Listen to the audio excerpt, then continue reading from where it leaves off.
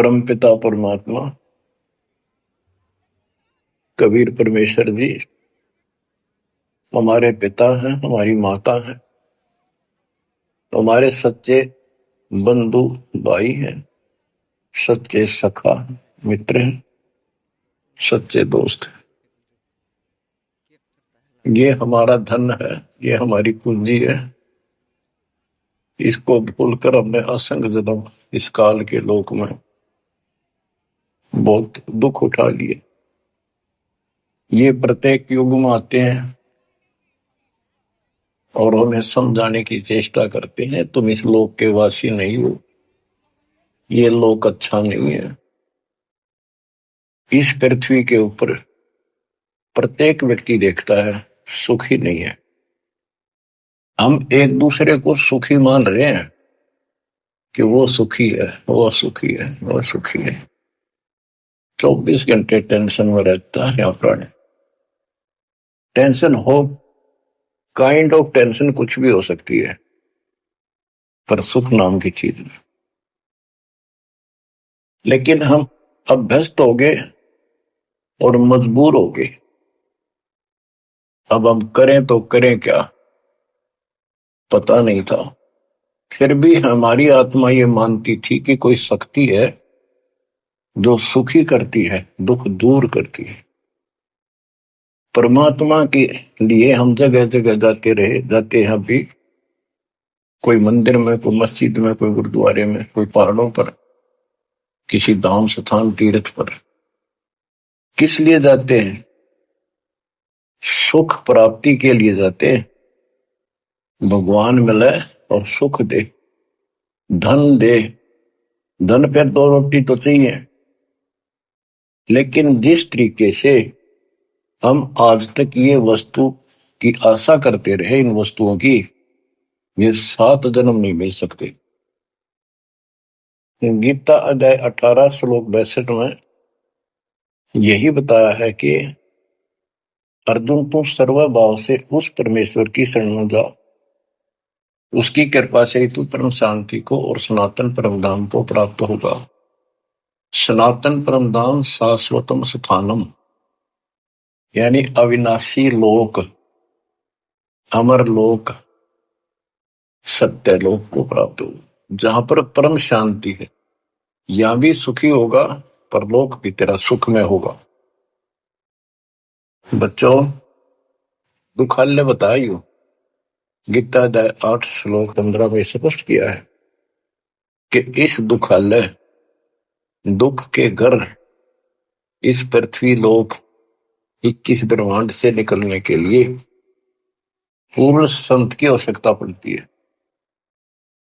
आपको कति क्लियर कर रखा है कि कबीर साहब के अतिरिक्त या उनकी प्यारी आत्मा संत जन जो उनसे रूबरू हुए, उनका साक्षात्कार जिन्होंने सतलोक में किया, और तथा मेरे पूज्य गुरुदेव जी के अतिरिक्त कोई भी सतगुरु पृथ्वी पर नहीं रहा।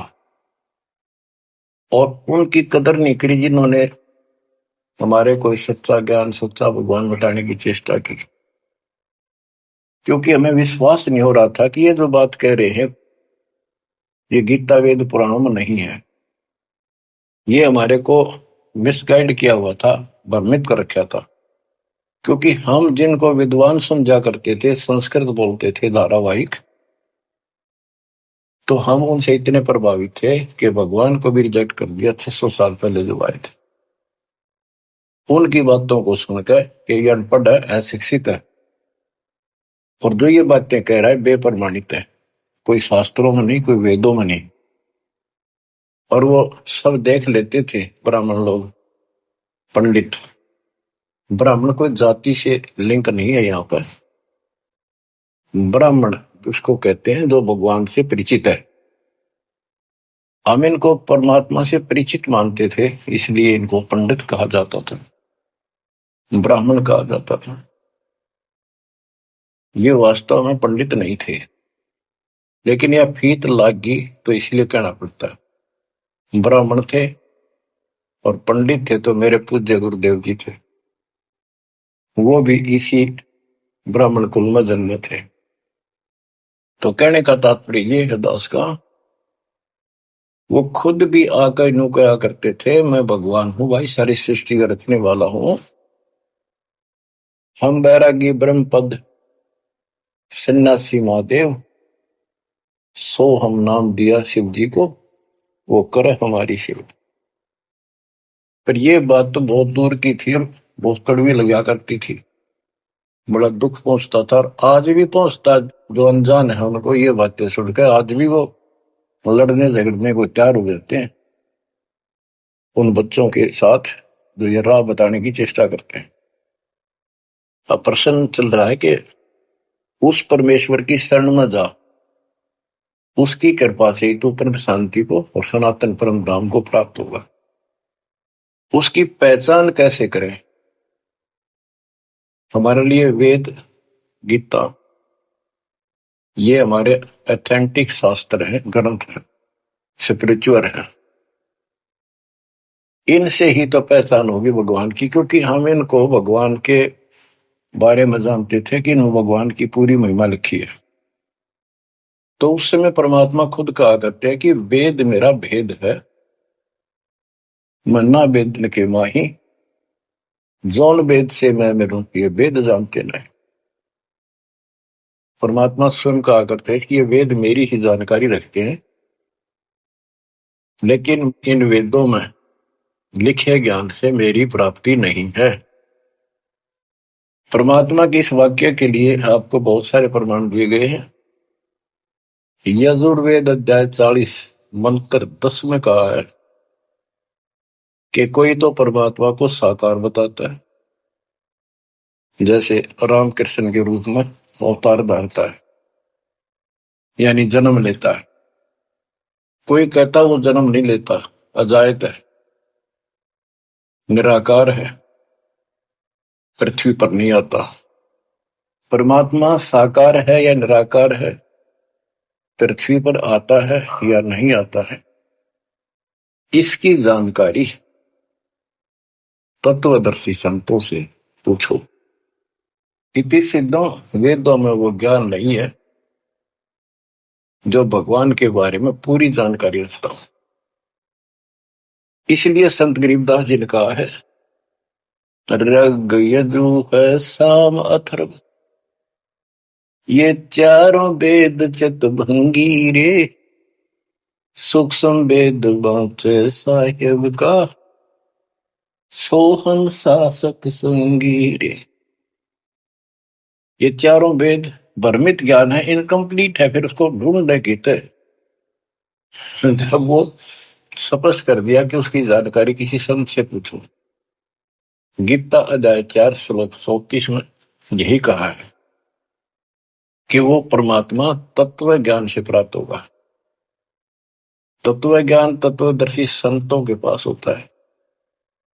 उस ज्ञान को भगवान खुद ही बोलता अपने मुख कमल से आके।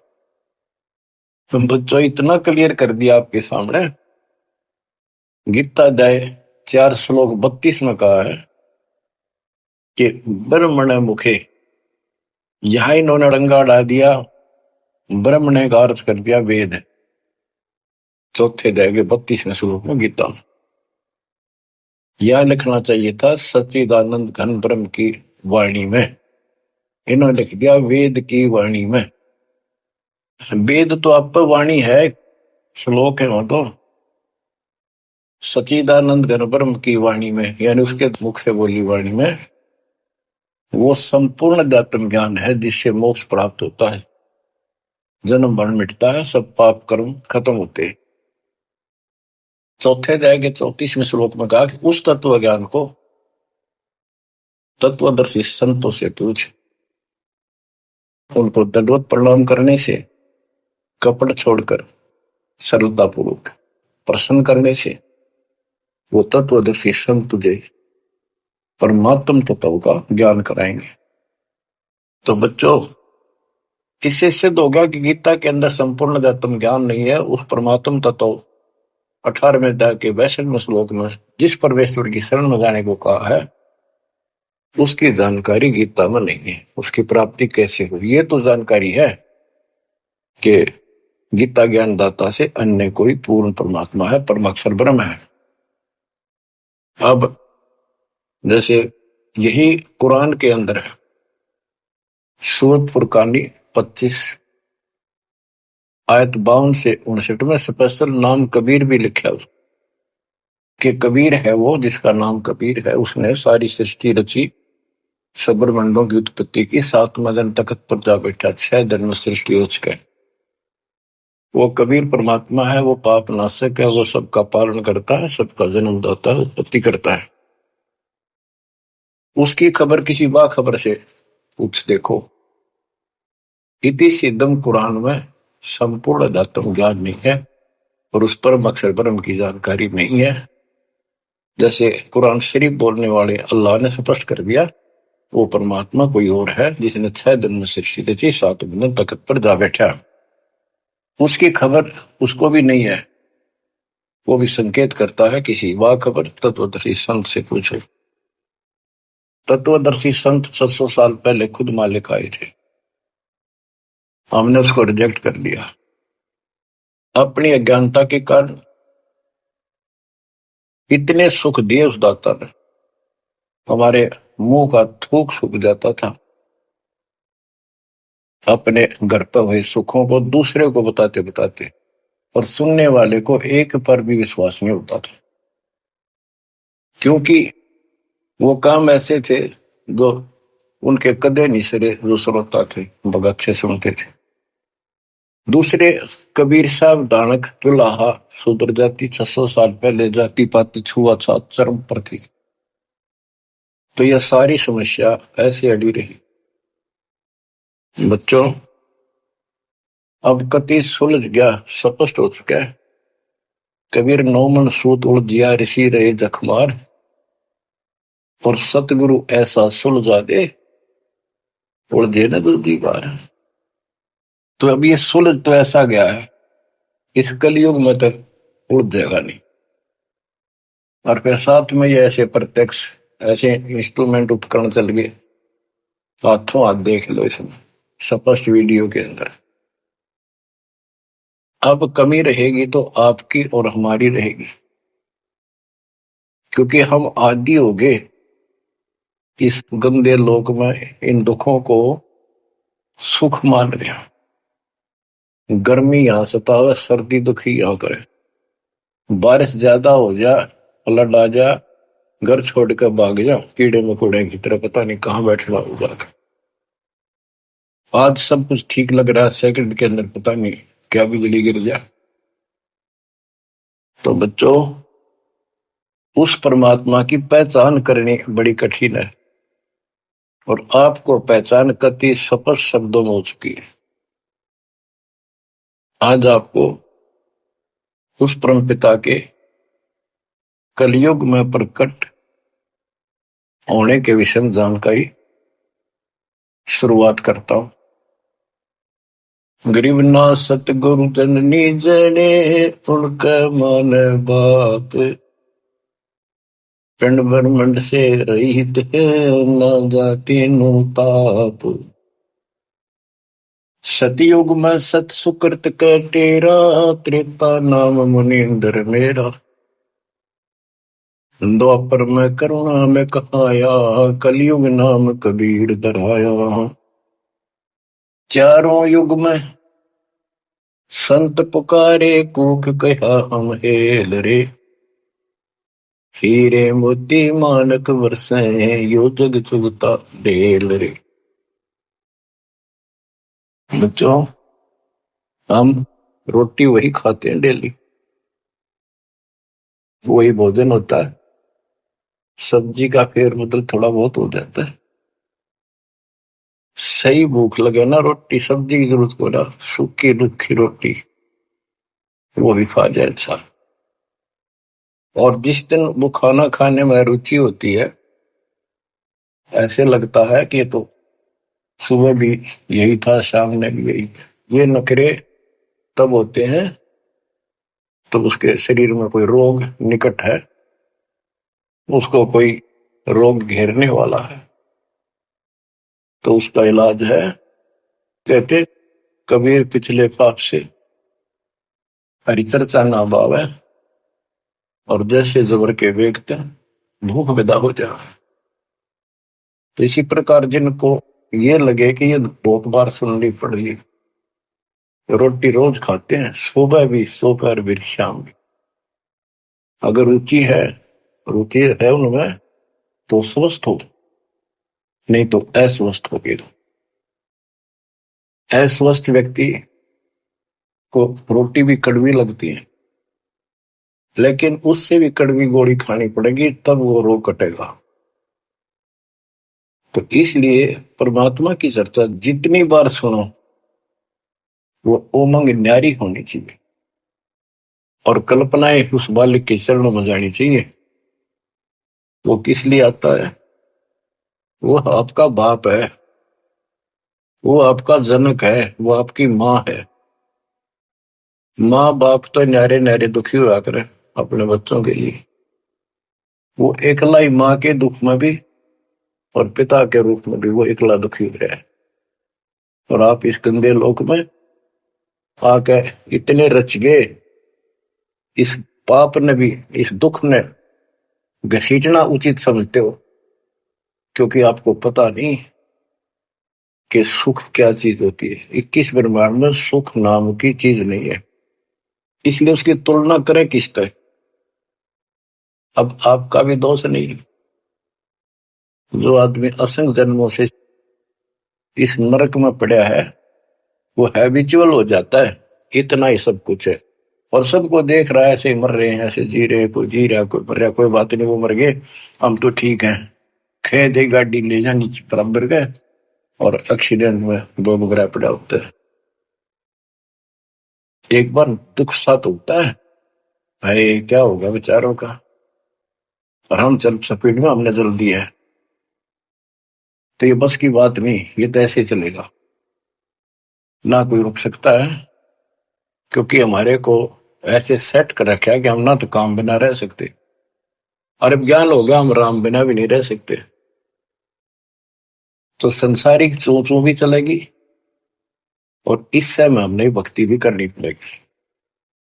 चू चू के बारे में बताऊं आपको, एक दरोगा जी पुराने समय में ये घोड़ों पर चला करते थे। किसी कामवश थाने से दूसरे गांव में जा रहा था, भयंकर गर्मी थी, प्यास लगी घोड़े को भी खुद को भी। एक किसान रहट चलाता था, रहट से पानी निकालते थे, और उसमें शोर बहुत होता था, और उसमें एक लंबी सी चैन होती थी, लोहे की बनी हुई, नीचे तक जाती थी, पानी भी सैकड़ों फुट नीचा होता था। उसके बाल्टियां फिक्स होती थी चैन पे, और वो जब एक टाइप उसमें बैल चलता था, वो घुमाता था, तब वो ऊपर पानी आता था, नीचे खाली बाल्टी जाती थी।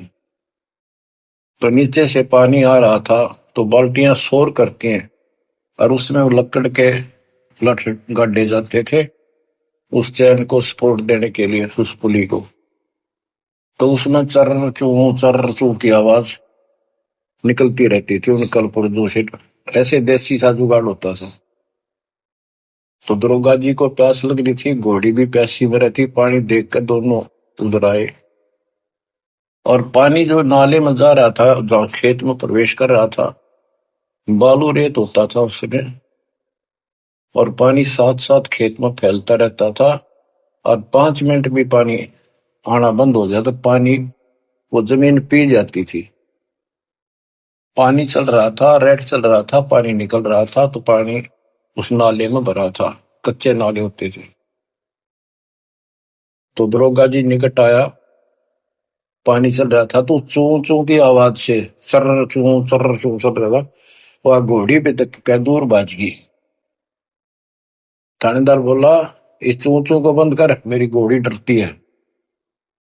किसान ने डरते नो रेट थाम के रोक दिया, वह चू चू तो बंद होगी, साथ पानी भी जमीन पीगी, इतने वाए। दुर्गा बोला, पानी निकाल।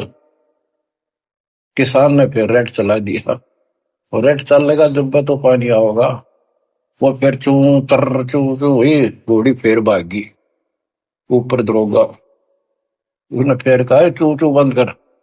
उन्हें चू चू बंद कर दी और रेट रोक दिया। उन्हीं कटा इतना खेत पानी पी गया जमीन।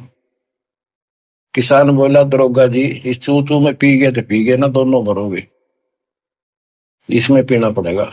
और कोई विकल्प नहीं आप 8 किलोमीटर तक कोई पानी का व्यवस्था नहीं, ऐसे चू चू वाले पाओगे सारे रेट। तो बच्चों इस 21 ब्रह्मांड में या चू चू बनी रहेगी, ये हो गया वो हो गया, यू काम रह गया फलाना रह गया, वो न बोला मैंने बोला, या चू चू चलने जाएगी। पर इस समय पी जाओ मुंह टेक कर तो जान बचेगी। तो बच्चों अपने समर्थ को पहचान लो, आपका दृढ़ विश्वास हो जाएगा, तब कुर्बान हो, वैसे नहीं बह जाता। सतयुग में सत सुकृत के टेरा, त्रेता नाम मुनि धर्मेरा, द्वापर में करुणा में कहाया, कलयुग नाम कबीर डराया। है अपनी महिमा खुद बता के गए, फिर भी ना समझ पाए बच्चों के। लेकिन उसने जो ज्ञान दिया वो 11 कबीर पंथियों ने उसका सत्यानाश कर दिया। बहुत सी सच्चाई काट दी फेंक दी, ग्रंथ छोड़ा नहीं ठीक से, फिर भी सच्चाई बहुत कुछ दबी रही, उनके समझ में ना आई या के है वह छोड़ी। इसकी पूर्ति अपने बेटे गरीबदास जी द्वारा अपनी प्यारी आत्मा सूरवीर के द्वारा करवाई। सतलोग ले गए। कबीर साहब कहते हैं जो देखेगा धाम को सो जाड़ेगा बुझ, गरीबदास तो से कहूं सुन गायत्री कुछ, ये गुप्त रहस्य बता देता हूं, जो मुझे सतलोक में देख लेगा वो मानेगा कबीरी जगोट, और चाहे किससे अगर शर पटक लियो कोई नहीं माने। तो आप शिक्षित किए दाता ताकि मेरे बच्चे पहचान ले अपने लाल को, अपने पिता को। संत गरीबदास जी ने कलम तोड़ में मंगा रखी है, एक एक वाणी सत्य कति आंखों देखी लिख रखी। गरीब 84 बंधन कटे, अकिन्नी कल्प कबीर, भवन चतुर्दश लोक से बैठूटे यम जंजीर।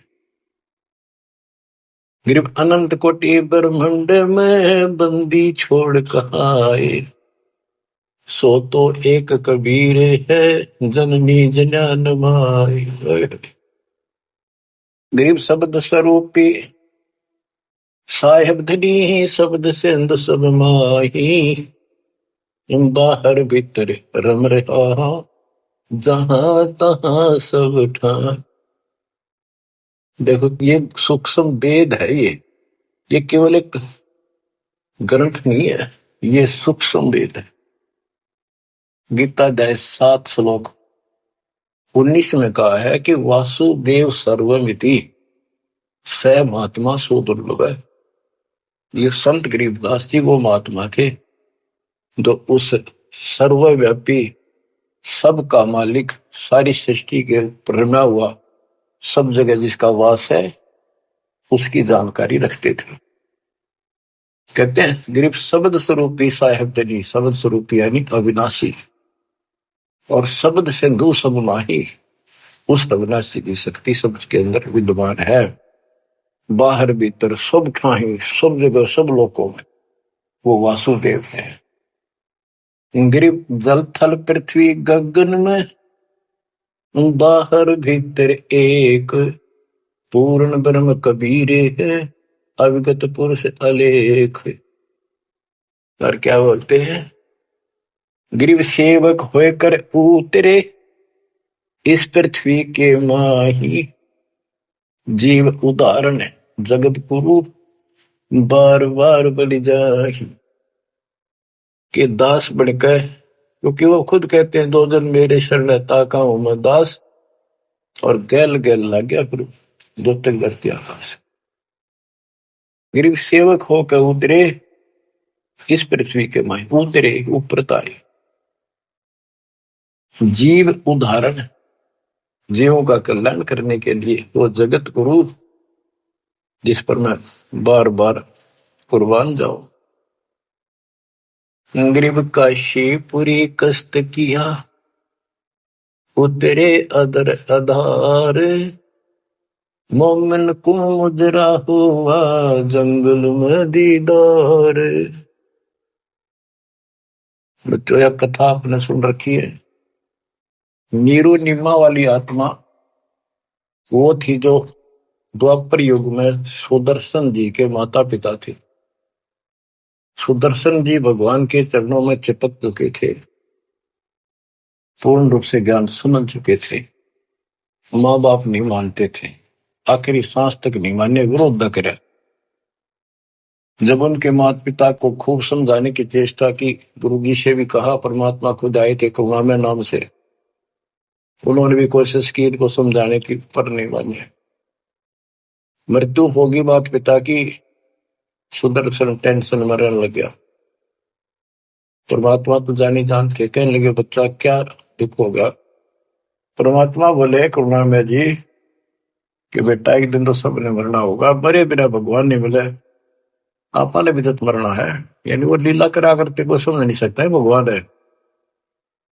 120 वर्ष रह गया हमारे साथ काशी में, एक दानक के घर पर कपड़ा बुनने आखिरी सांस तक। कौन समझे भगवान है? ईब समझाएंगे, ईब समझाएंगे, मर जाएंगे रोगों में एक बिना, जब ये स्वीकार करेगा। तो सुदर्शन जी बोले भगवान आप जानी जान हो, आपने कति अंधेरा हटा दिया, मौत होते पहाड़ में जाओ, भगवान के घर चलेंगे, आपके चरणों में रहना। पर दुख इस बात का है, इतने अच्छे इंसान थे, बहुत ही अच्छे, और दाता अब ये सदा दुख पाओगे, कभी कुत्ते, कभी कुतिया, कभी गधे, कभी गधी, देखिए बूढ़ी पड़ेगी। हरिनों ने मुझे पाला पोसा, और इनके प्रति यो प्रेम है कि ना मेरे नीच को पाला पोसा, और मैं इनका कुछ नहीं कर सका।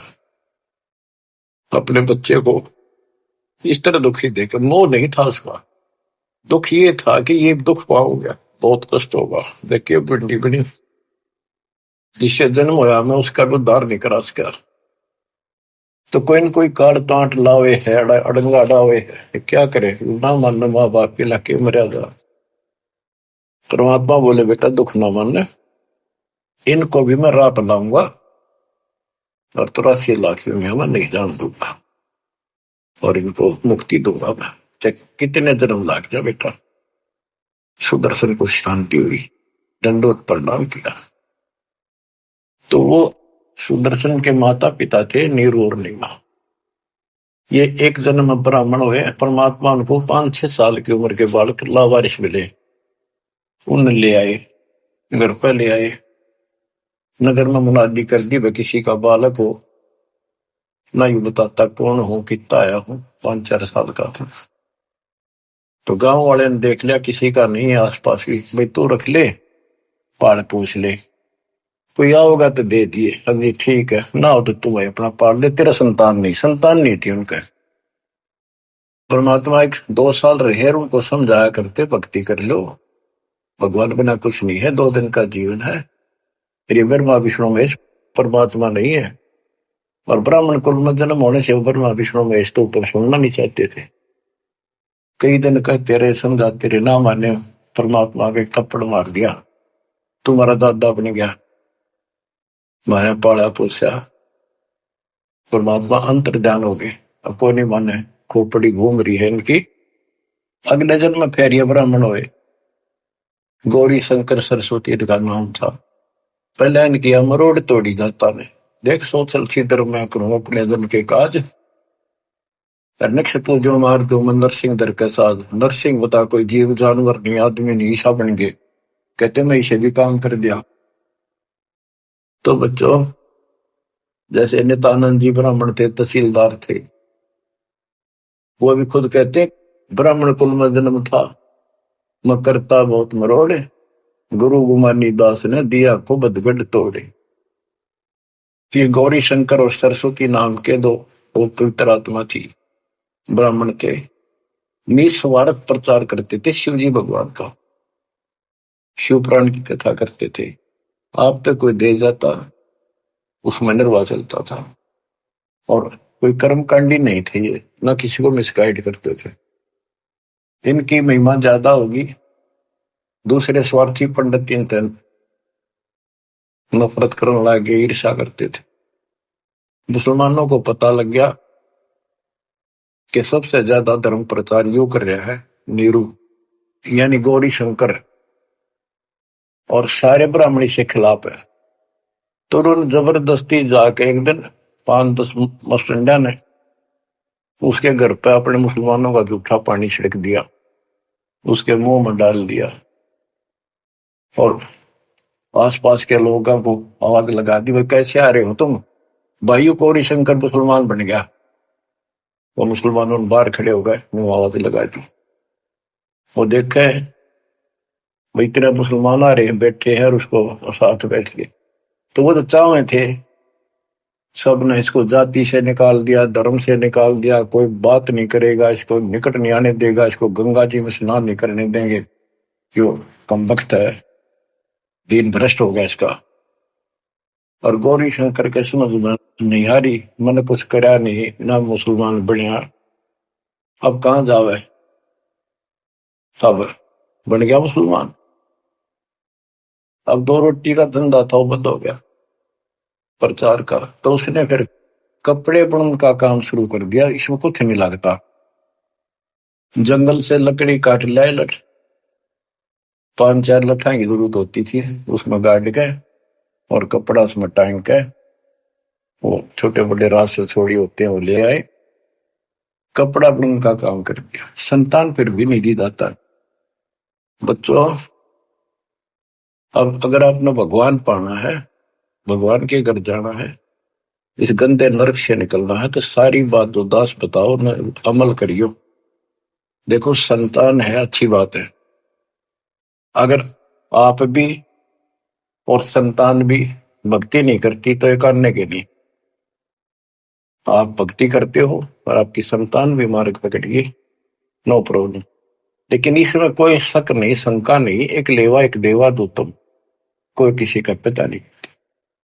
ये हार्ड एंड फास्ट रूल है, और ये कति यूनिवर्सल ट्रूथ है, ये आपका कोई नहीं है। आज मृत्यु हो जाएगी, कल बाप तक कितना गधा बनेगा, माँ बनेगी कितना अच्छे कर्म मान मनुष्य हो जाएगी, तो दूसरी जगह स्त्री पैदा हो जाएगी, कोई वाला पति गधा बनकर घूम रहा है, बेटा पता नहीं कहाँ पशु बनेगा, बेटी पता नहीं कहाँ। ये शरीर छूटता जागा, न्यारे न्यारे सपने में भी नहीं मिल सकते तुम आपस में, कदे ईर्ष्या के चिपटे बैठे हो, हाँ खोल लो। अब आप परमात्मा के ऑपरेशन थिएटर के अंदर हो, अब उसको पता है कैसे ट्रीटमेंट आपका करना होगा, अगर करवाना है तो। यही तो भूल गिर रखी है, यू मेरा परिवार मेरा, रिश्तेदार मेरा। ठीक है, ये अस्थायी जुगाड़ को भी निभाना पड़ेगा, इससे दूर नहीं भाग सकते। क्यों, एक लेवा एक देवा दो तुम, लेन देन करना पड़ेगा, और हम समर्थ की शरण में आ जाएंगे तो इस लेन देन को बहुत हल्का कर देगा, अपने कोटे तो पूरे कर देगा। तो बच्चों, गौरी शंकर से उनका नाम बदल दिया, नूर अली गौरी शंकर का, सरस्वती का नाम नीमा, नियामत, तो उनको नीरू और नीमा कहने लगे। उनका संतान नहीं दी दाता ने, वो नहीं चाहते थे कि ये फंसे फिर दोबारा इस नरक में। ना संतान देने में क्या दिक्कत आओ थी, उनके बाएं हाथ का खेल है।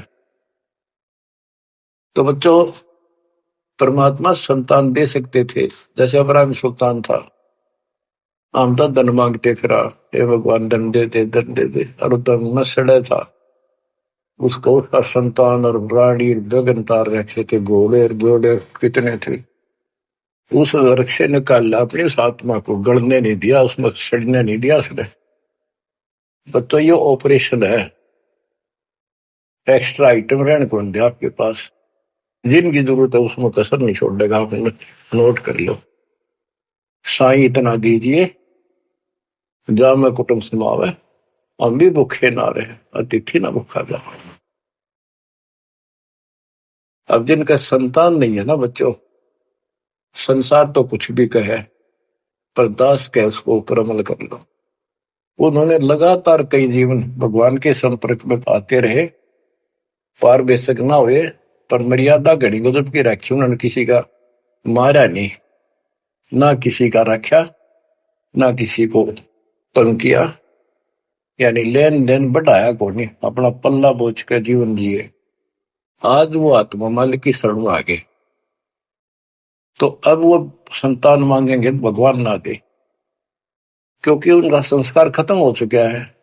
वो क्यों फंसा होगा इस अपने बच्चे ने सड़ंगे में? उनका तो अगला कदम सतलोक में है। देखो बहुत जबरदस्त काम है, समझो इस बात को। संतान बुरी नहीं, यदि भक्ति पर लग जाती। अब किसी का लड़की लड़की है, लड़का नहीं। लड़कियां का वहम कहां से पैदा हुआ? इन पैदा कर रखा था इन नकलियों में कि बेटा ना होया था के जी ना है। लड़की को तो संतान भी नहीं माना जाता था कि बड़ा लड़का मृत्यु हो ना, जब अंतिम संस्कार करा तो गति हो जा, ज्येष्ठ पुत्र मुखाग्नि दे, उसकी गति होती है। अरे रामचंद्र का वनवास हो गया, पर वो जा लिया जंगल में। राजा दशरथ बाद में चौबारे पड़कर मर गया। रामचंद्र नहीं आया, उसने मुखाग्नि देना, जेठा पुत्र था, ज्येष्ठ पुत्र था। तो फिर इसका मतलब दशरथ की गति हुई है को नहीं? वो पुत्र